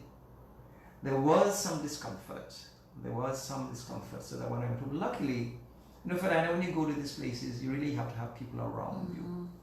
And the people that came around me at that time, it was very strange. It was a couple who had been living in Canada, who had come here. He was Dominican and she was English. And they were looking to get their passports regularized. And I was the parish priest, so they came to me and I assisted them. And they had moved to Barbados. And when I told them I was coming, they opened their home. We were talking about that earlier on. Yes. They said, Father, come and stay with us, come and stay with us. They had a beautiful home close to the beach. So I stayed with them. And the wife was my mother. And she took care of me. She came to the doctor's office with me, came back, and made me my chicken soup and so forth, everything. So I stayed for a few days with them and I came home. I can tell we hear very often early detection. Yes. Early detection saves lives. That's correct. And in your case, because you were constantly doing your annual checkups, this was discovered. That is precisely true. That is very true, and you can't emphasize that enough. It's sort of known that a lot of men are afraid to go to doctor, or they go too late, and that is where the thing happens. I personally believe that people should not be dying of prostate cancer in this day and age, if it's taken in time. But if you wait too late, and sometimes it has metastasized, it has gone to other parts, it makes it more difficult to treat. But if you take it in time, even if when they took the biopsy, they took different parts of the prostate, every single one of them came back positive. I still have the you should show it to them. See, this is the gland, and these are the black marks are where they took the biopsies. Each is, in other words, not only in one section but several sections, and each of them came back positive. Right? Each of them. They all came back positive. Could there be a situation where some come back positive? Well, yes, and others it negative? could be that some it's only in part of the gland, but in this case it was all over. But because it had not moved on to anything else, any other organ, it could be treated internally. Right there. Right there. So they bombard you with these little seeds. Incidentally, but recently I had. Oh my goodness! Oh, you say my name for that. Oh my goodness. Recently I had an X-ray of my hip. I was having some pain. Yes. And in the X-ray, you can still see the little grains of rice, the little pellets. They're still there. What was used to get rid of the. Yeah, they're still there. Oh. I mean, they're no longer active. By now, they have dissipated. But which is what I was going to ask you. How are you where that is related? Do you have to get annual checkups? Well, do you what happens post? Well, as soon as you've had that done, clearly you continue with the annual PSA to monitor. Okay. But by that time, they say it'll never go down to 0. Don't forget the range is 0 to 4. It'll never go down to 0, but it'll go down to maybe 0.1, 1.2, and so forth. If I may just go back to some of the records I have here. It never went down to 0, but this one was 0.57. 0.57. So that was really very good. Another one was 0.52. 1.57. Okay. And then it kept so going these down are those down. you've done over the years? Right. No, these are done. You have to do it now every 6 months. Every 6 months? After the operation. Okay. And then after that every year. Okay. So I do it every year now. It's gone down to nothing. And you're good? I'm good. You're good. So it goes down to like 0.58, 0.57. Is there a cause of this, Monsignor? Well, this is what I'll tell you what it is, Ferdina. Prostate cancer is very prevalent in the Caribbean, and especially in Martinique. And there has been a correlation done between that and the pesticides and insecticides that are sprayed in the process of bananas and so forth. Because what it is Martinique has the highest morbidity and mortality rate of prostate cancer, I think, in the Caribbean, if not in the world. And it's attributed to the fact that these substances that are used for spraying are cancer causing. And men, of course, who are most of the people who are spraying, get prostate cancer.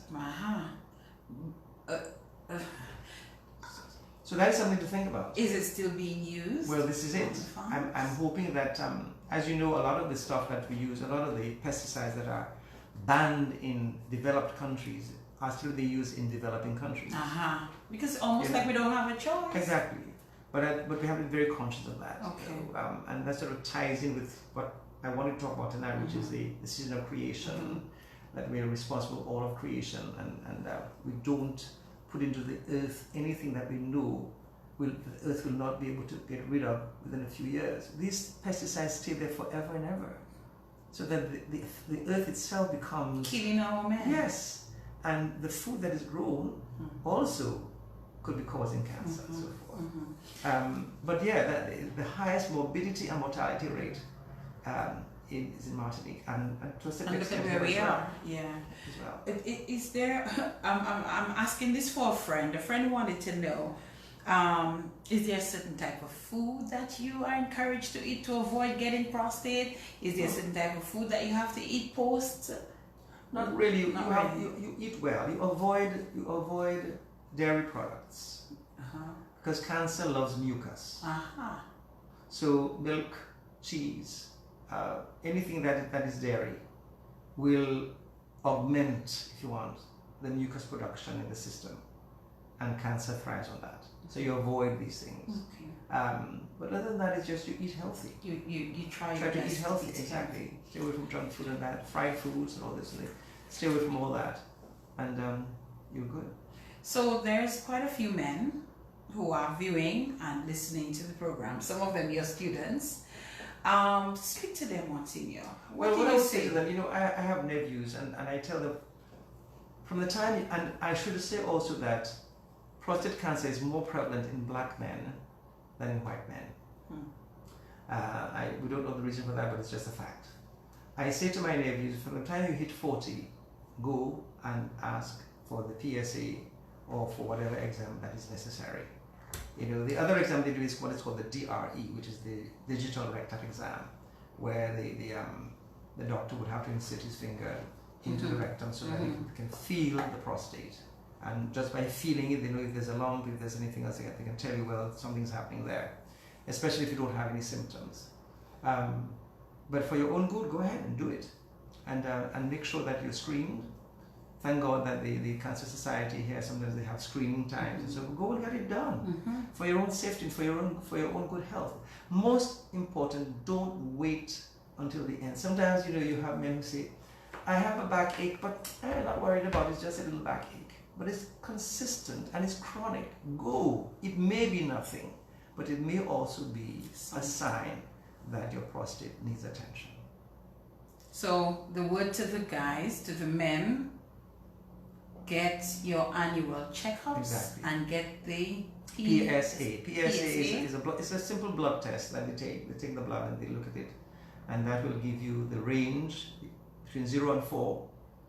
If you're within that range, it's sort of safe. If you're beyond that, then it's something to be concerned about. It still may not be cancer. It may just be an enlargement of the prostate. But if it is, then at least you can catch it in time. Which is what happened with you. Yeah, that's exactly. So you can be here with us today to speak about it. When I go to the hospital and I see men who have suffered, it's usually, by the time they get to the doctor, it's too late. It's too late. Which is unfortunate. By the time they get there, the cancer has spread, and it can be very painful. They have a lot of pain, and because you see, unless you take care of the body, it will just continue to do things sometimes that are not quite what it ought to do. So the most important thing is early detection. Early detection saves lives. From the time you're 40, make sure you're getting a normal, regular checkup, and including that, the prostate examination. Outside of that, Monsignor, you had a bit of surgery, I was told earlier this year. Well, earlier this year, I had a problem with my back, with my spine. You know, how did that happen? I don't really know how it happened. Well, put it this way. First of all, in 1999, I was snorkeling in Scott's Head. It was an Easter Monday. Now, my birthday is in March 29th, and it's usually during a Holy Week, or we can't celebrate. So my official birthday is Easter Monday. So didn't I go to Scott's Head with a few friends? And didn't we have a barbecue at home? Didn't we go down to the beach now? And there I am snorkeling. And there were other people on the beach. And didn't these three men, young boys in a boat, come with their boat and swing around me and hit my knee and cut me wide open? Oh my! Yeah. So they cut me open, and you got a few stitches. A few stitches, about many stitches. Anyhow, they brought me to the shore, and you see how God works, Ferdina. On the beach there was a doctor, a friend of mine, whose mother was a nurse, friend of mine, and the father had a pickup, and my secretary was there. So when that happened, they brought me down. The nurse took the towels and wrapped my knee.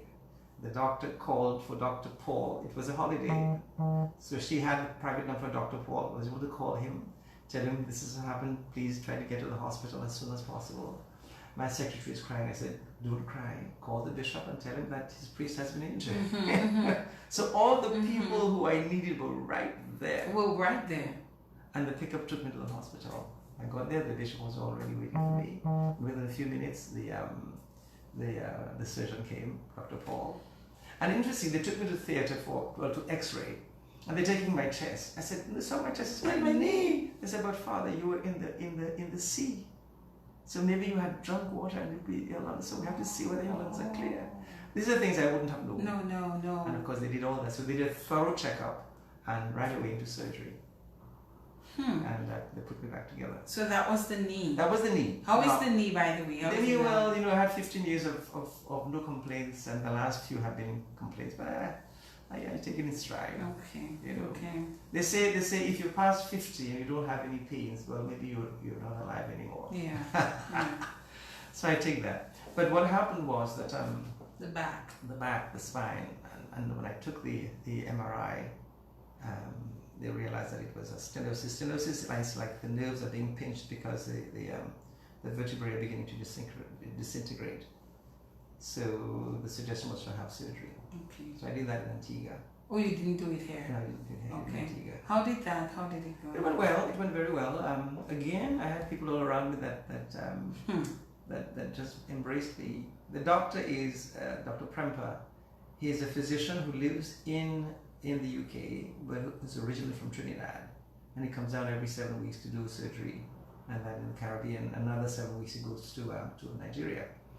So he came down, and the first thing, of course, a consultation with him, and then we did the surgery. But then, of course, after surgery, you need people to take care of you. And guess who took care of me? My cousin Jill.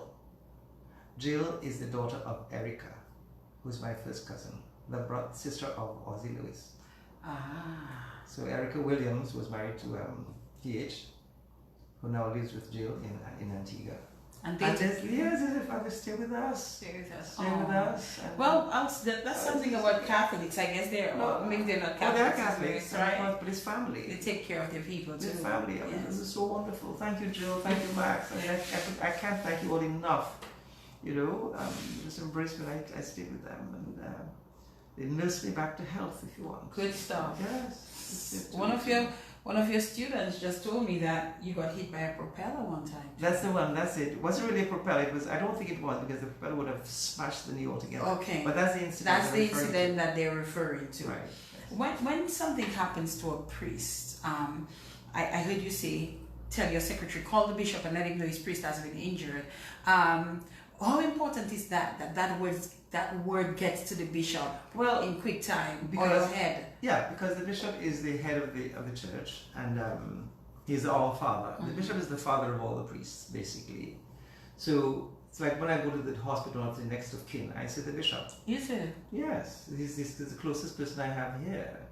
And as a priest, he is my next of kin. So if anything happens, they'll call him.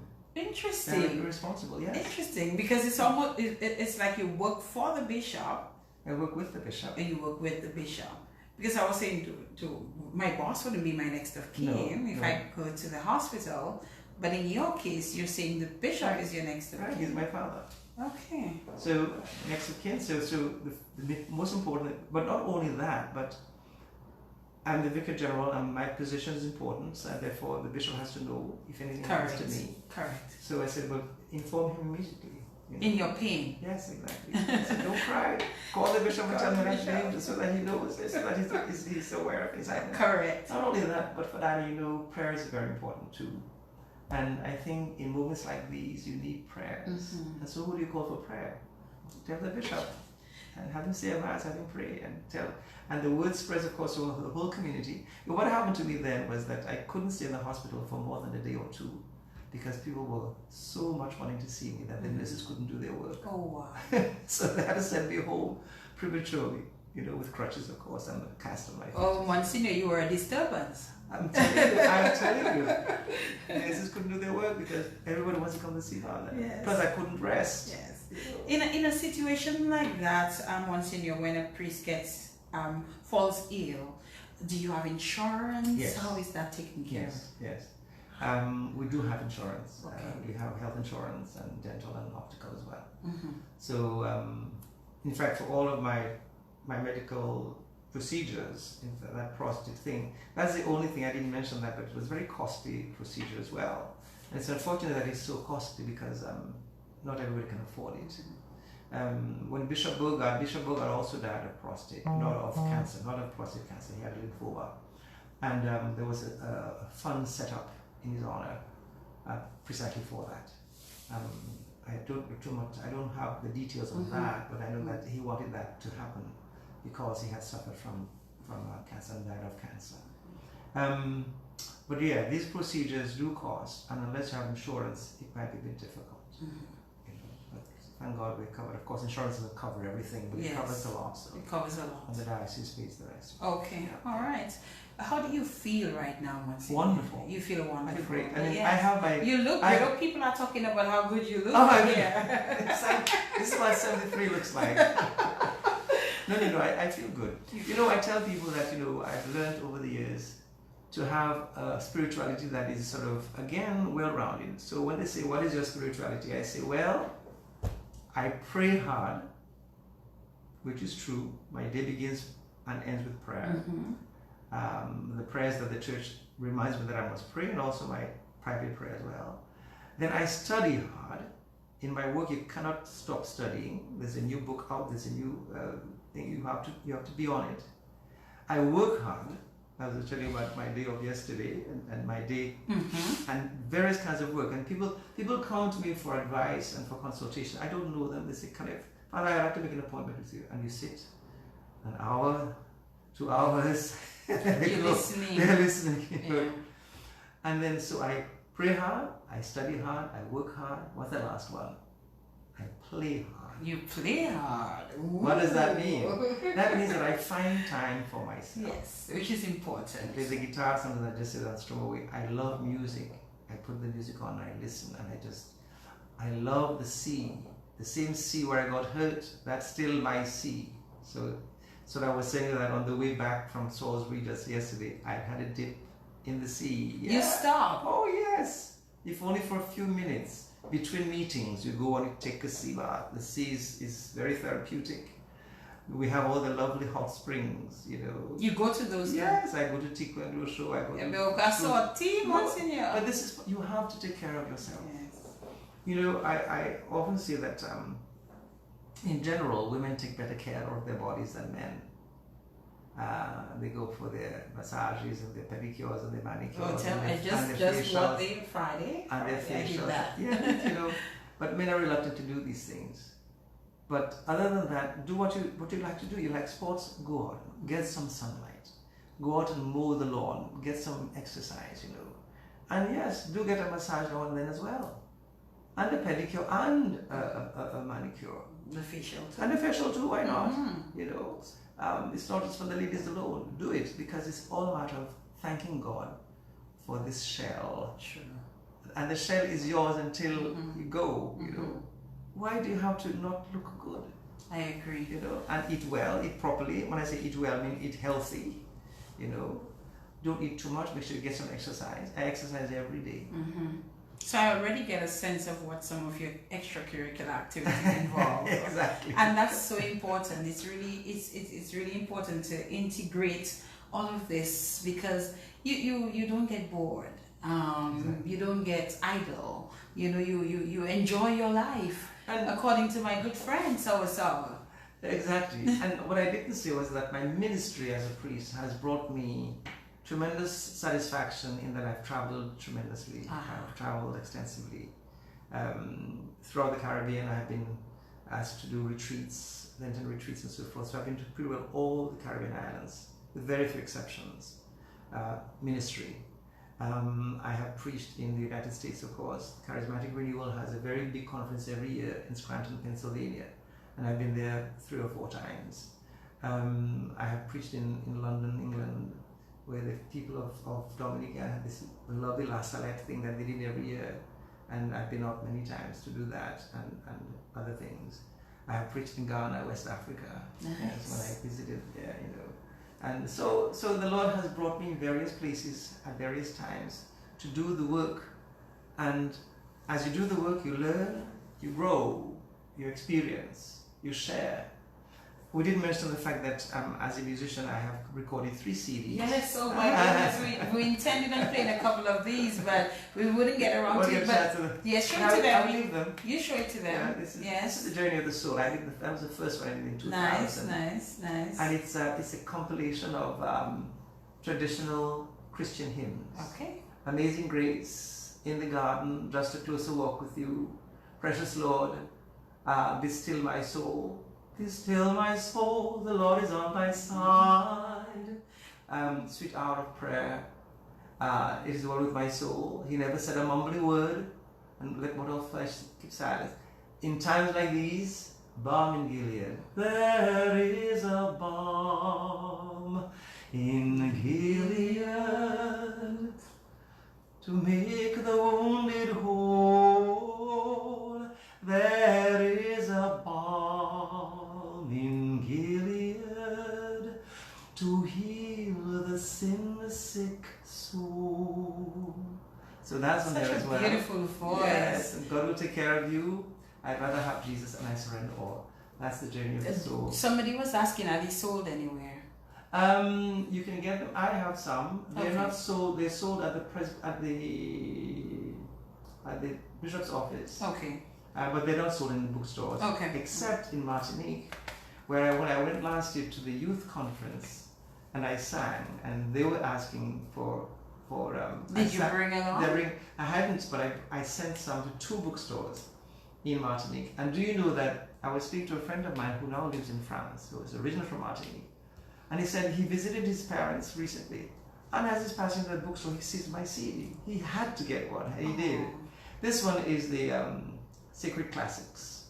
So you have Thanks Be to Thee, the Ave Marias, the one by Gounod, by Schubert, Panis Angelicus, then the Holy City.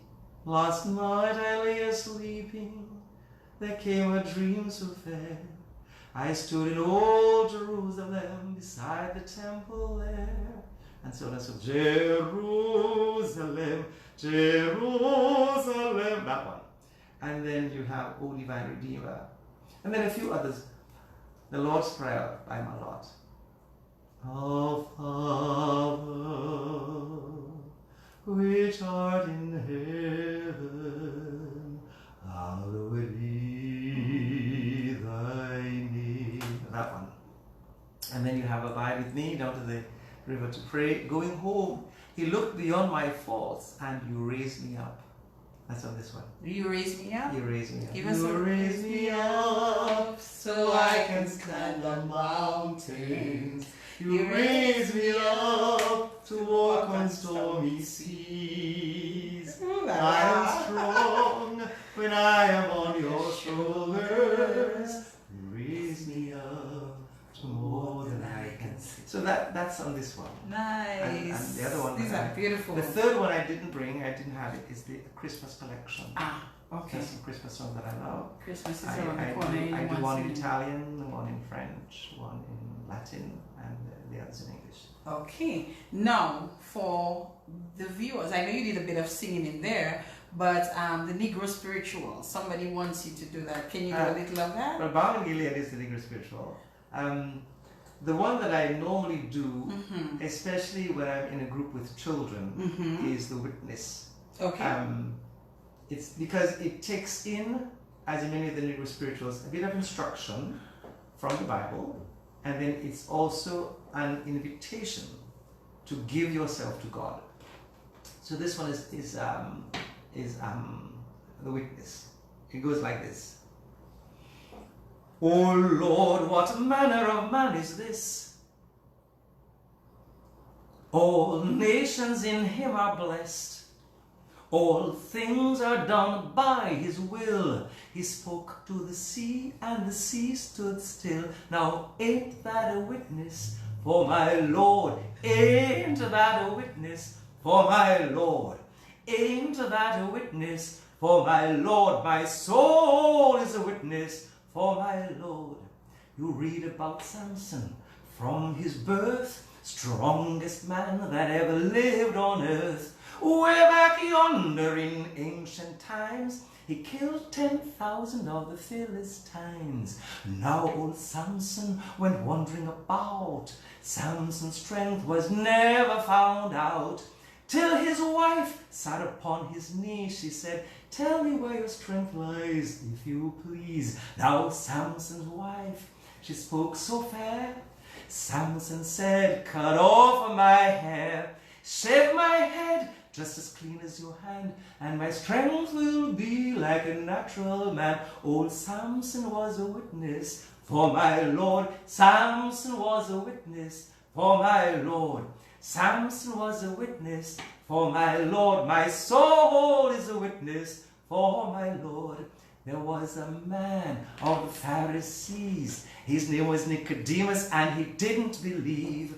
The same came to Christ by night, wanted to be taught out of human sight. Nicodemus decided he wanted to know how a man could be born when he is old. Christ spoke to Nicodemus as a friend. He said, man, you must be born again.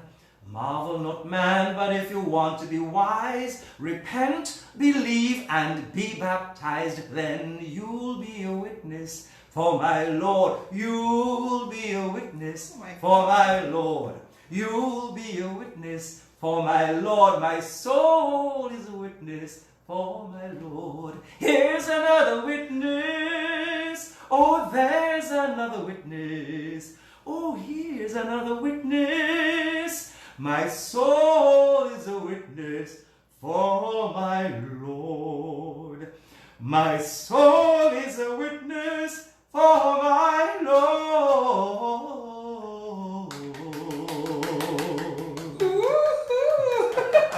Oh my goodness. I don't want to sing that for the children. That was so dramatic. It is dramatic. I loved it. Oh my goodness. I love that. It is. You do that for kids. For the children, yes. And you know, when I say, another witness, and they answer, for my Lord, for my Lord. So you get them involved in that. But you see, it speaks. Wow. I just wanted to know, I enjoyed that. I could take some more of that for tomorrow, but you know, we have to wrap up in a while. But yeah, so I love all types of music, but I especially love the Negro Spirituals because they speak of the whole gamut of, well, all music does that, but they really are very emotional in the words, and of course the music as well. It's soul searching, and it's besides telling the history of the black person and the travail they've gone through and this going through, besides depicting really in a sense the essence of the connection between the human person and God, and how sometimes it is through trials and tribulations that we seek God and we find God. They're just very beautiful. It was absolutely gorgeous. You had me, I'm telling you. You had me. Yes. Talk about a child that do know Jesus. Here is one. Talk about a child that do know Jesus. Here is one. Here is one. Talk about a child that do know Jesus. Talk about a child that do know my Jesus. Here is one. Here is one. Here is one. It's simple, but it's just says it. Yeah, you are so awesome. I'm telling you, you are awesome. You should do a CD just with those. Oh my goodness. I've dreamed of that for You that because they're so beautiful and they're so emotional. Deep. Yes. A book? Do we have a book in the future? Well, my homilies, I have been keeping the notes, and my dream is to eventually publish some of them. As you know, I don't. What I do now is I record my homilies every Sunday, and it started because as director of a Catholic station, I wanted materials, so I said, okay, I'll do that, and I encouraged my brother priest to do the same.